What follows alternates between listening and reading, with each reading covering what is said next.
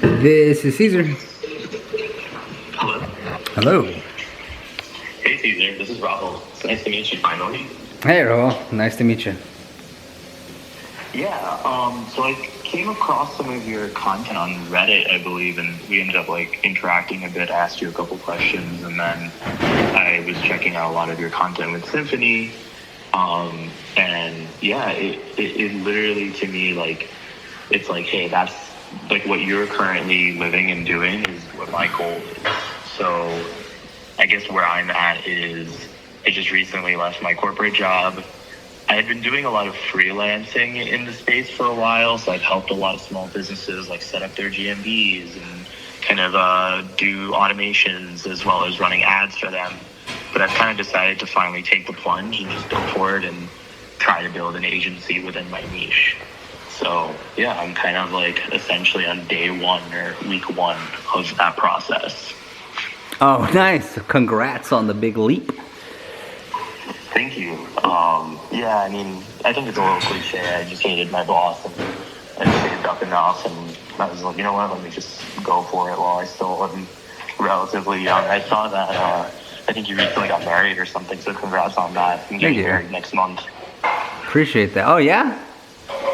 Yeah, October 10th. So I realized, you know, there might be a baby in the picture in the next 2 years. I don't want to start a business and have a baby at the same time. So I figured my window is closing to try to start a business. So Honestly, it's well, just now, like as soon as possible. Okay, so yeah, I mean, how can I, what's like what's your thing? Like, are you specific to any type of marketing? Like, what's your idea? Or like, what are you kind of starting off at? So my primary niche is the wedding industry. I think if you saw my Instagram, I present as a DJ. So I've been in the wedding industry as a DJ for a very long time. And I'm primarily trying to cater to wedding industry vendors. So that's your photographers, your venues, your caterers, bridal shops, things in that nature. Of course, wedding DJs, which I have a lot of, I guess, a bit of authority in that space just due to my resume in the DJ world as a wedding DJ. Mm-hmm. And the goal is, I would say I'm relatively decent at like PPC and running ads and such. I've been able to like produce ROAS for the couple clients I've had like on a freelance basis. Yeah. And then I've been working with someone to handle a lot of the local SEO, kind of like the website build, as well as like getting automation set up and CRMs and things like that. I guess the one question I wanted to ask you is one, like, what is your advice in that early space? And then two, like, what would you say like the benchmark I should be trying to hit by month 6? Sure. So again, or not again, but I actually don't, this is just my perspective, so it's not right or wrong, it's just what I think. So as far as like month 6, I would worry about month 1, like just month 0, like every month is month 1 basically, until you, I mean, the most thing that matters, like paying your either, you know, your rent, your mortgage, your bills, whatever it is, like that's in my opinion really the goal. Like, so whether you're there now or whether you like, do you need to make $1,000 a month? Do you need to make 5,000? But like, I think finding out what that number is and then kind of working backwards would be ideal. But yeah, whatever your to stay alive is, plus, you know, extra, that'd be ideal. And then just like a piece of advice that I would just say like, right now, organic social, I don't know, I feel like I say this so much. Organic social media is like the move. Like if you're trying to have people find you, people learn about you, doing organic social media around, hey, I'm a previous DJ and now I'm doing DJ marketing or whatever, wedding marketing, I help vendors, etc. Like just tell your, like what you do, who you help, and every variation of it, and in volume. So posting 2, 3, 4, 5 times a day on Facebook, Instagram, TikTok, you know, you can kind of just start there. Is pretty crucial just because over time that will turn into something. Like it's not going to necessarily work today or tomorrow, but Yeah. in 30, 60, or back to your 6-month thing, even if you're bringing in, you know, I don't know, 5 leads a month, that makes a big difference. Definitely. And then, Yeah, I mean, yeah, you're saying. and then I think one of the key things too is, again, my own opinion, some people have different perspectives. Like if you're just getting started and you don't necessarily have a bunch of customers, I would suggest like just lower your prices, like, or charge the most you can charge where people actually say yes. So like if that's $200, screw it, 200. If it's 1,000, it's 1,000. If it's 5,000, it's 5,000. But my point is like, don't necessarily try to have like a good hourly rate or like where you're making a decent amount of money. It's like, in my opinion, it's volume. Like if you have 10 customers, they're all paying $100, it is what it is. If you have, you know, if you have, because at some point what's gonna happen is you're gonna have too many customers and you can't help them all. And then you go and say, hey, I'm gonna have to raise my prices just because we have plenty of customers. If you'd like, you know, it's now $250 instead of $100. And if that doesn't work, you know, we'll refer you to someone else. So I would keep that part super open-minded. And also a lot of people say you should like niche down. I don't think so. Like in the beginning, like who knows? Like if you met somebody who owns a, I don't know, like industrial supply company and they're like, hey, can you do my marketing? You probably should take that, you know? Same if it's like somebody who does, I don't know, like boxing glove sales. Again, I don't know. Like I would probably just say yes to everything until it becomes like a problem where like, okay, I need to like focus on one thing or stay relatively broad. But that's my initial advice. How do you feel about like cold outreach? Since I have a couple case studies that I'm able to use, and I put together some like materials, and lately all I've been doing is just going through like the various networks I'm part of and just trying to find people I can either just pick up the phone and call, or just try to email and things like that. I haven't gone at it full like strength yet. I've been kind of picking and choosing who I'm reaching out to, but my plan for month 1 was just like basically 10 phone calls a day if I can. So I think it's decent if you know how to do it. Like anything, it's like an art, you know. Like it's if you're effective with it and people actually have interest and you can be helpful to them, then it's good. I would go for it. Like I don't think it's necessarily gonna work because it's a little bit outdated, but it doesn't mean you won't be able to get 4 or 5 customers through your own network, through the groups you're in. So like, I still think it's good, but in my opinion, it will run out. Like you will have to add a different channel, whether that's, and I mean the basics, right? Have a Google profile page, have a website, have Instagram, TikTok, LinkedIn, etc.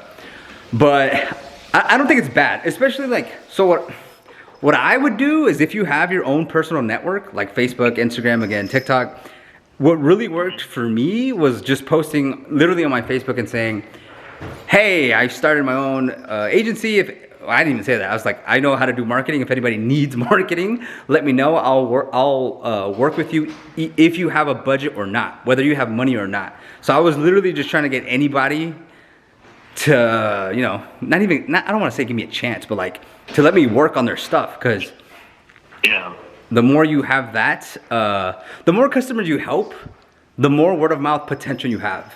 So even if you help 10 people for free, and then that's 10 people that can potentially refer you.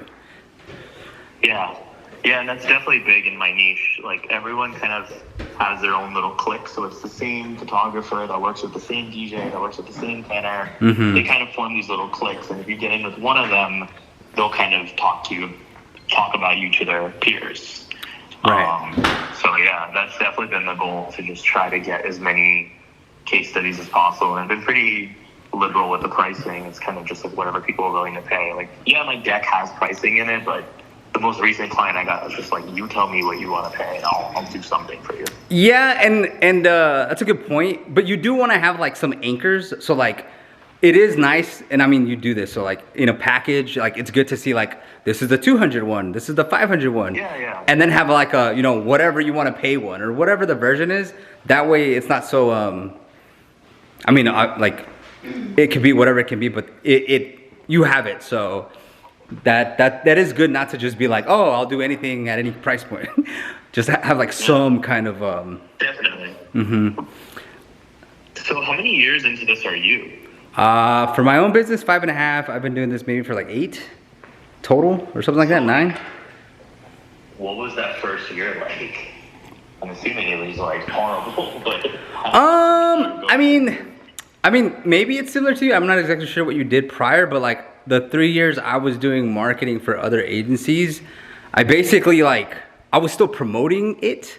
Like I was like, oh, I'm doing this Google Ads stuff, I'm doing this social media stuff, and people kind of already knew I did that. So as soon as I got let go, well, I got fired from my job. I was just like, I got fired also. oh, perfect. There you go. It's a great story, by the way. For marketing purposes, I quit. Yeah. Nah, you should say you got fired. People respect that more. I worked in corporate marketing. So like straight up a corporate marketing job. Why did you get fired, do you think? Just not like clicking well with like my manager. Yeah, literally. That's literally why I got fired. So they brought in a new manager. I didn't agree with them, but that's good. It's like you value like what you think is right. Like that's why you would be a good business owner, because you're gonna do the things that you think or believe is the right thing versus just somebody telling you. Yeah. So I would use that story. So I just got fired from my job for believing, you know, something like that. But yeah, I mean, for me, it's not I was already doing it, and I kind of already had like the full cycle. Like I did some of the sales, I did some of the PPC, I managed a small team. So it really wasn't, it's funny, right? It really wasn't that tough. I think in like the first month, I basically replaced my full-time job, which I wasn't getting paid a bunch anyways, but it really, That's still impressive. it was in the making, you know, like I already had, like you, similar to you, where like you have your own kind of like freelance stuff. I had the similar, My freelance stuff is really small. I have like 3 people, and I think I'm collecting maybe, I don't know, $1,200 a month, $1,300. It's nothing. Hey, I mean, it's better than 0. Definitely. And also what helps too, like, I think some of the first people that will reach out to you are other agencies, other organizations that like, they don't necessarily want to hire you, or maybe they do, they want to hire you full-time, like employee basis, and you can just help them like subcontract. So I did that maybe for like 2 years for like 2 or 3 other agencies. They like, I was skilled in the thing. So like, it's a bargain for somebody to pay. If the role's worth, you know, $4,000 a month and you do it for 2 or 1,500 or whatever, I mean, it's more work, but that's also another option to like bridge the gap between getting your own customers and, you know, having some kind of predictable monthly recurring income. Interesting. Yeah, that's kind of, and again, like I totally get that you're looking for some like balance and stuff, and not like asking, but that was something that really intrigued me where you had posted that sales role. The thing I'm trying to get more of is just more at bats when it comes to the sales pitch. I think I get a lot of experience doing sales with my wedding clients, and I'm selling packages in that $5,000 to $10,000 range if you're trying to hire me to do your wedding. Mm-hmm. So I'm used to the sales in that sense, but I'm still like, I've probably only gotten a chance to pitch SEO and PPC services maybe 20 times, and I want to make that 2,000 times. So I'm like trying to find like little sales gigs and stuff just so I can get more at bats and just get really good at talking about like services and pitching for clients and stuff, and just dial in my pitch, I guess. So that's kind of why I've been like outreaching as well, just trying to see if there's any companies maybe hiring on a part-time thing where I could do like, I don't know, X hours a week or something and get a little base, but also some commissions, that type of a thing. Yeah, I mean, I'm sure they're out there, definitely not us. But what I would do too is... It's all good. It's all good that it's not you guys. What I would do too though is there's something called Loom, so Loom. If you go to loom.com, it's a video, it's like texting, but you're sending a link with the video. And in that video, it records your screen, you can record your voice, you can record your face. Yeah, I've seen that, yeah. If you're gonna do cold DMs, cold outreach, cold IG DMs, cold TikTok DMs, because it shouldn't really just be email or phone calls. Like you can cold wherever someone's gonna listen. You can do you can do unsolicited audits, customized ones. So like that's my sales process. Like if someone reaches out, their GMB and point out the flaws and stuff. yeah, like if someone's like, yeah. hey, I'm an electrician, I'm interested. I mean, whatever you can do, right? So like I do the whatever I find, like Google profile, website, their Facebook, their Instagram, their what we could do for them. So if we have like a Google Ads account in similar space, I'll share that with them. But the reason I say do that is because it's not necessarily, obviously it's not an actual call, but you do get to practice the pitch. Like what are you saying? What is the value? What is it worth? What is a good case study? Yeah, I never thought of it that way. That's a really good suggestion. I appreciate that. And you can literally, like, if you want 2,000 at bats, there you go. You go find, and even if you're cold calling, cold emailing, like, that's still good. Like, if you call somebody and then there's someone interested, you can use the, hey, I know it's like out of nowhere, but I'll send you a Loom video that, you know, for three or 5 minutes, I'm gonna kind of go over how I can help. And if you're interested, you know, we can move forward from there. Yeah. How do you deal with, so like, I haven't been able to offer social media services, and like the number one thing that people either assume I'm trying to sell them, or what they want is like, oh, I want someone to run my Instagram. And I always struggled with that in the sense that, like with PPC or even like GMB and stuff, you can kind of see a bit of a return on your investment right away. Mm-hmm. I found with social, it just takes a very long time. And I try to explain that to my clients that you can do social media marketing, but you're going to spend a lot of money before you even feel any sort of return.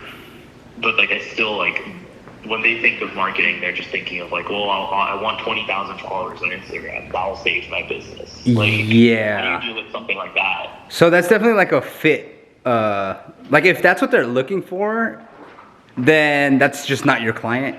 Like you really can't convince people to switch. It's more like who needs this, whoever's needing your service is who you should help. And if somebody's looking for, which is essentially social media scheduling, I guess you could say,